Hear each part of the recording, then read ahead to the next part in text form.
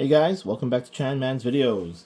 And yeah, it's been a while since I made one. I've been really busy work and hell diving, so I play a lot of hell divers, and I haven't been building too many models. But yeah, I wanted to come back and make a video that I've wanted to make since Christmas, or since after Christmas when I was in Hong Kong.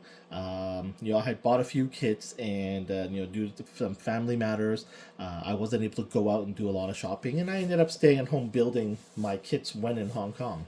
And it made me think, you know what? I'm stuck here in another country. I don't have all my tools and all those things. How can I build my kits? And that inspired me to make a video for beginners. So this video is really intended for beginners, and those new to or want to explore building models or gunpla and plamo plastic models.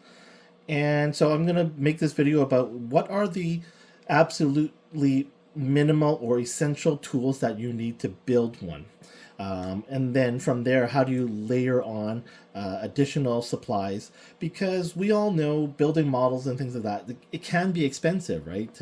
Inflation, the cost of the kit itself, and it can be intimidating for someone getting into the hobby because they don't know how much money they should spend. Do I need to spend a lot and whatnot? And so that's really the point of this video. So this kit I just finished building. This is the Origin Gundam. Here's the box in the background, the Origin Gundam, and I built it using as little supplies and anything and tools as possible, because I want to see what would a kit look like if I just used the bare basics. So I'll bring him closer to the. Actually, I'm going to move my lights so that I can get a little bit more light on it. But yeah. Here is the Origin Gundam. And essentially, all I used was my fingernail for scraping a lot of things. And primarily, it's just my cutter. My cutter that I used, that I purchased from the Gundam base. Because when I was in Hong Kong, I didn't have anything. The only thing I had in Hong Kong when I was building my 4 HG kits was this. This, as you can see, it's pretty beat up. It's pretty chipped up. You see nicks in it, some little bit of rust. This is a 30-plus-year-old cutter, nipper, whatever you want to call it, from the 90s. And that was all I had. I don't even use that for building models anymore. I essentially use that as I carry it as a cutting tool when I go on vacations, because I use zap straps on my luggage zippers, and I use it to cut zap straps. So that's why I had it with me in Hong Kong. And yeah, when I got there, I was building things, and I was like, man, this is hard to build all these kits with just a cutter. So the first answer I'm going to say is when I bring up the question, what is the bare minimums you need? Well, in 2024, it would be a cutter. Can you use other things other than with an X-Acto knife? You absolutely can. But if you just have a cutter, any old cutter, it's going to work. It's better than scissors, or sometimes people use nails clippers. Just, they're not expensive. You could buy an Excel cutter, the one I just used now. Then Excel still makes them, right? Like they're a super old company, and the cheapest I've seen is for $9.99 Canadian. So any nipper, any cutter you want will work. And sure, there are better ones. I mean, I have, like I said, I have that Excel one. I have my Gundam based one. I have a God Hand. I use, and I'll rotate through all of them. But if you're just a beginner and you're just starting and you're trying to keep things cheap and cost effective, a model kit nowadays is $30. So you buy a $70 cutter, like if you're beginning, no, it doesn't make sense. So any sort of cutter at any price range is good. And the reason why I say that is because you can use other tools to make that bad cutter work for you. In this case, I used a good cutter, and then I used my fingernails, really. All of these, like I left right here, you see on that, those plastic ones, I'm going to just start scraping at it with my fingernail. And if you scrape it all off, it fades. Like, it's now smooth. I can literally just start scraping it out and it's smooth. and it already looks better. You don't see it. At the hands, look at the hands here. All of those, I just used my fingernail to scrape away the excess nubs. I didn't two cut it, I just one cut everything and then just scraped it with my fingernails. Now, if the bare minimum is what you for needing to build a kit is just a cutter, absolutely it will work.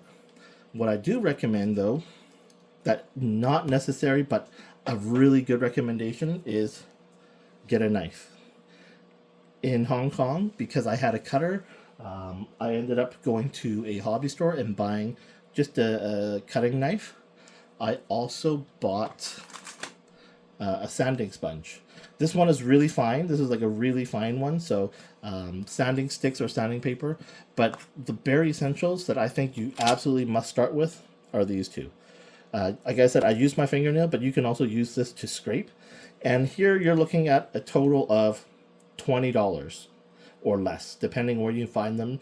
Dollar store, Kraft Michaels, whatever. You can probably find a cheap cutting knife. Or even nowadays on Amazon, if you look at hobby cutter and or hobby whatever, you're probably going to get 20 something dollars. You're going to get a whole set of stuff. You get a cutter, a knife, you're going to get some files and sanding paper, sanding stick. You're going to get a lot more nowadays with sets. So if you can afford the 20-30 bucks, buy something like that. But the bare minimum is a cutter and a knife. From there on, you can add more tools depending on the type of kit you're making, because this is just a simple HG kit. You know, I also used these. These are, I don't know, metal files, lead files, iron files. I don't know what they're made of. Also from the 90s, also 30-something-year-old. They're rough, absolutely. They are rough and they're coarse, but they're great at sanding or filing off larger nub pieces off the plastic. And then at later time, once you've gotten it smooth, hit it with one of these, which is a very high grain sanding stick. And then this white side here is a buffer. It buffs it and makes it look shiny. And at this point, you're going to get a very presentable Gunpla kit. I haven't done anything else to this Gunpla. I can absolutely put the stickers on it. I mean, it comes with a sheet of stickers, which will detail this up even more. There are, you know, red stickers, eye stickers, all those things are all there, not used yet, which will make this kit very presentable. You can put it on a shelf, put it on your desk, put it on your car, and it will not look cheap or incomplete. It looks pretty good. On that note, though, as we're saying, right, beginners, you need those two tools, but you want to make your kit look even nicer. You want to make it look like what you see on the side of the box, right? I'm going to move the camera back a little bit. You go, oh, hey, that doesn't look quite the same. Well, you're going to add more. You can definitely add more supplies over time once you decide, you know, are you really into Gunpla building? Do you want to spend more money? Is this a hobby you're going to grow yourself in and spend more money? Then go spend more money. And even then, you don't want to go below your budget. You want to just get what you need. And on that note, we're going to start with the cutter, the knife, a sanding stick or a sanding block, you know, maybe some files. But the first thing outside of that I highly recommend, to me, as an absolute essential, right? Again, these were what I'm recommending for just super beginners, but as an essential for anybody that's Gunpla building, aside from these, two more things. Panel liner. To me, a panel lining or a pencil, you know, you can use a lead pencil, and a lead pencil will go through and draw on the fill in the seam lines and the detail lines.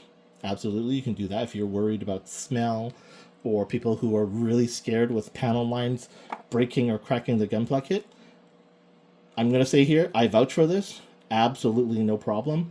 I've built hundreds and hundreds of kits, thousands of parts, and you're looking at, like, I don't know, I'm going to make this number up, but a 1 in 10,000, 1 in 20,000 chance that this will damage your kit. And if that's going to stop you from using a great tool and a great piece of just model building equipment, then you can be scared and not use it. But even recently, I was drowning different parts of my Gunpla kit in this. I just put massive drops on, and it didn't crack, it didn't break, it didn't nothing. It just dried, and then I wiped it off to clean it. So I 100% stand behind this. I don't have, and I've had one problem ever, like I said, and I've made hundreds of kits. And when it comes to how many pieces per kit, really thousands upon thousands of pieces of plastic I put this on, only one instance. So I wouldn't let this stop anyone from using it. Second is a type of glue. I use the quick dry cement. You don't even need to. I just have it for some cases. I don't even use it that often. And then the reason for that is I'm lazy. If you've watched my other videos, I've confessed to being a lazy Gundam builder. I don't care too much about seam lines unless it's really obvious or really bad and I can't press it together tight enough. If not, then I'll use the glue. But overall, I don't use glue a whole lot. And again, that's because I'm lazy. If you want to evolve from a beginner to an intermediate level to an advanced, or if you're entering contests, absolutely, you're going to need all these tools. You want to seal every seam line. You're going to want to, paint everything on the bottom of the feet. But I'm not a Gunpla building. I'm not a competitive Gunpla builder. I'm not entering contests. I'm building as a hobby for fun, but there is a certain level of appearance that I aim for, and with the way I build and paint things, it's good enough for me. So glue, but more importantly, panel lining. So what's the difference? Again, this video is made for beginners. So, anyone who's watching this and you have thoughts and comments on what I'm saying, please feel free to share them in the comment section. But Gunpla building is for fun. You can do whatever you want in whatever way you want. I'm bringing these kits now because they're also origin kits. I just finished building the Moroccan GM earlier this week before I started the Gundam. And as you see the difference, this one, you can see all the detail in the legs. All those panel lines, all those notches, all the decals or decals, however you want to pronounce it, are all in there. And that brings all that detail out. That's all panel liners. Shields. You see how thick these are? That's because I didn't care. I just plopped and dropped all that panel lining liquid in there, and it didn't crack and it didn't break. All of these I just went to town with my panel liner. No issues at all. And that's why, I recommend the panel lining liquid, because it brings out all that detail. Here, let's put them side to side. Look at the legs, right? There's so much detail here that you don't see because you don't use panel liners. All right. And to me, these are just the most basic, bare bones, beginner level tools that I use to build my Gunpla. Here is Slager's custom. All right, so I'm going to pause here, do a recap. Absolute bare minimum is a nipper, $10. Amazon, you buy a set, you get a nipper, you get a knife, you get some sort of sanding tool included in there, 20 something to $30, right? Another add-on. If you have these 3 or these 4 tools right here, you are set with these 4. You're going to be building Gunpla, and this is what it could look like. Seriously, this is what you're going to build. I didn't do anything special, right? It looks great. It comes with all the stickers. It comes with all the water slide decals you need, and you put that on a shelf, you put that on your car, on your desk, you're going to be happy, you're going to be satisfied. Oh, no, you know what? One thing I did miss. Matte spray. Picking it up and touching as I forgot. I have it's $10. I bought a can of matte spray from Michael's. I didn't buy the Tamiya. I didn't buy the hobby ones that are, $14, $15. I didn't buy the ones for airbrush. I just bought an aerosol can of matte spray. By applying all of that, it helps lock in the water slide decals from falling off. I mean, here's an example. They don't stick on very well, even though I used the mark setter. This decal here fell off before I can even apply the matte coat. So not absolutely necessary, but it's a bonus because again, I'm going to hold these two side by side, and you see how this has a shiny glossy plastic. The matte coat will clean that up. So, but again, bare bones minimum to save money and you're a beginner. These four are all you need. Add a matte coat on top of that, another $20. But as I'm talking about these prices, you're seeing, like, you're listening to it and you're going, wow, it does add up. Gundam kit, 30, $40. Buy the beginner set with nippers, knife, and everything. That's another 20 to $30. We're at $60. Buy a panel liner bottle, $10. We're at $50, right? So, but these things you can use forever. You can use these things for years and years and years. Like I said, I used a 30-year-old nipper in Hong Kong. Totally fine, right? Everything works. Then we're going to stop here and go, okay, that's beginner level stuff. What else can we do at beginner level stuff? Gundam markers. You can buy a pack of Gundam markers. And what I use with the Gundam markers are for little things like that. Right? You see that camera there, camera lens? That's just a shiny Gundam marker. I used the Gundam marker inside. Oh, actually not this guy because he has an orange head. I used the Gundam marker, metallic green, for that top head sensor on the corner. At the back, I used Gundam markers on the thrusters to make them orange. I just dab it on the inside. There you go. The thrusters here. Gundam markers. Right? All of this here. Gundam marker. And the reason why I suggest a Gundam marker and not bottle pens, again, for beginners. For beginners, it's just like a tip pen, and you just shake it up and use it like a pen. Okay, so okay, let's give examples of Gundam markers. I have two. There are two kinds of Gundam markers. When you look at them, look for a package like this, and it shows you the type of tip that are on the marker. So this one is a pointy tip. Right? You just shake it up.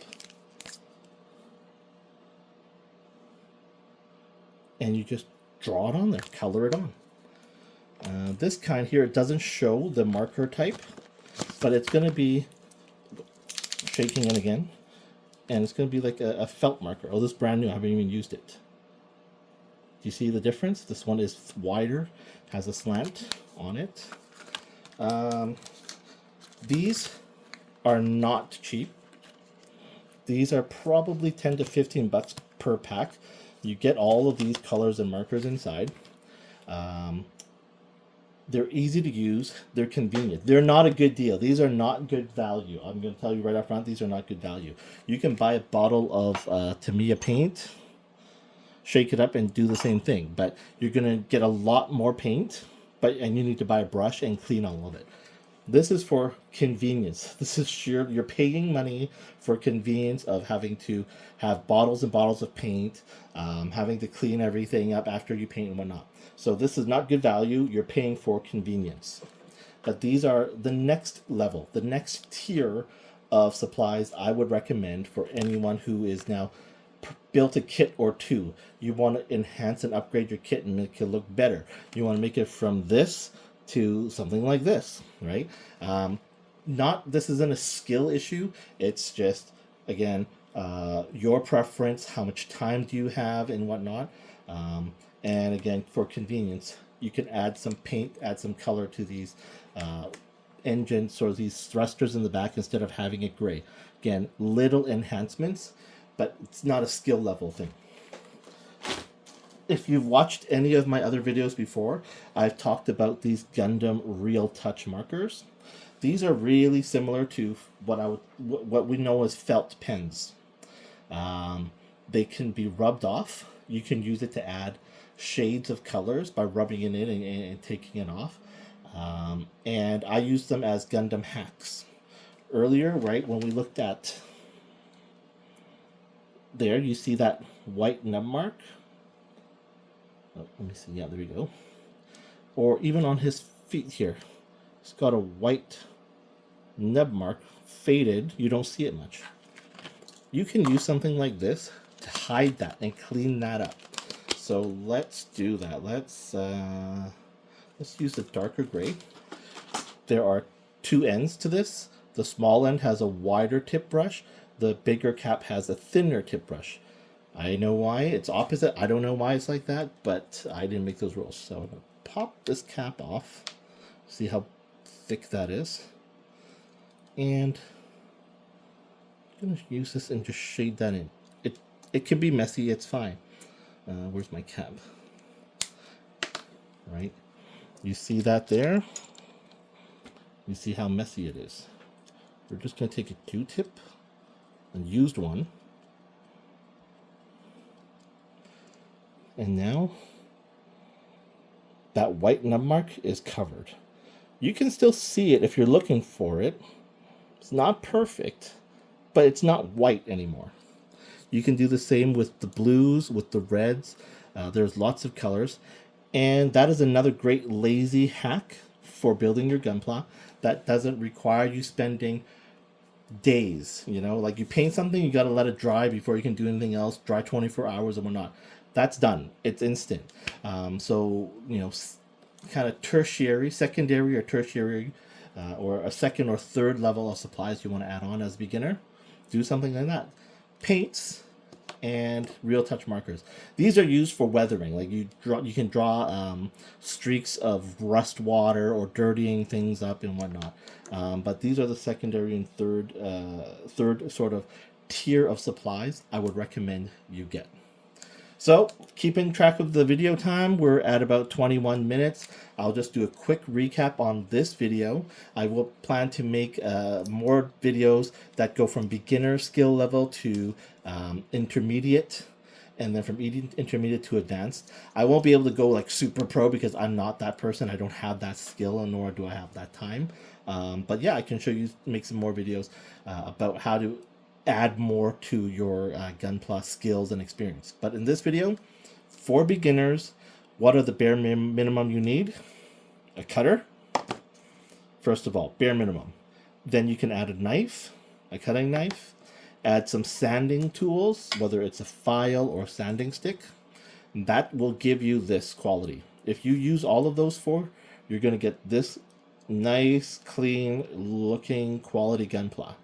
If you want to take it up a notch, spend a little bit more money. Level 2 of beginner tools. Panel line. Very important. Either panel lining liquid, or as I was saying, you can also use a pencil. I also have a video where I was showing off how to use the Krios 0.03 millimeter lead pencil for panel lining. You can look for that in my videos. But a pencil like this one will work as well. Glue, right? Second tier, get these supplies, make your Gunpla look better, because you can seal the panel, like you seal the seam line, right? You put glue, you seal that and sand it, and it doesn't look like it's two-piece stuck together. I'm lazy, I didn't do that. Then tier 3 of supplies, paint, whether it's a Gundam marker, a real touch marker, Tamiya bottled paints with a brush. Tier 3 will allow you to add more detail, such as colors to your thruster vents, add colors to the camera sensors. Yeah, there we go. See, the blue under the gun. There's a blue shade there. Head sensors.